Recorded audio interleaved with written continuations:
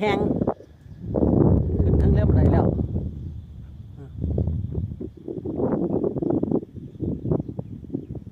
ขึ้นถึงเรือบันไดแล้วโบนิ่งบันไดขี่ได้ใส่อีกคู่หนึ่ง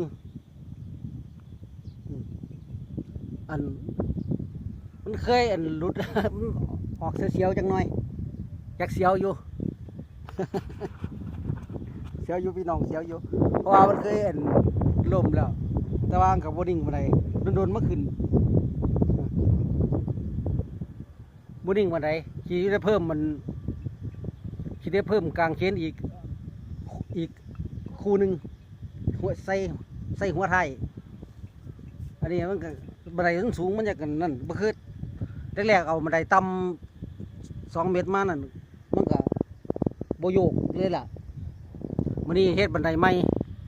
เฮ็ดบันไดใหม่บันไดสูง3 เมตร 50มันมีโยกมันนั่นร้อยเสื่อมขาดเนาะมันสูงร้อยเสื่อมแล้วขาดสูงร้อยเสื่อมขาดมันนี่ก็ยังมีโยกอยู่เดี๋ยวจะได้เฮ็ดใส่อีกคู่หนึ่งมั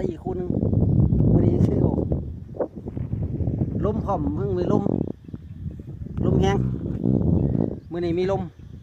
ที่มีปลาที่ขึ้นมาแล้วเมื่อเขามาแง่นี่ล่ะยังบ่เห็นปลาออกมาจากตัวอยู่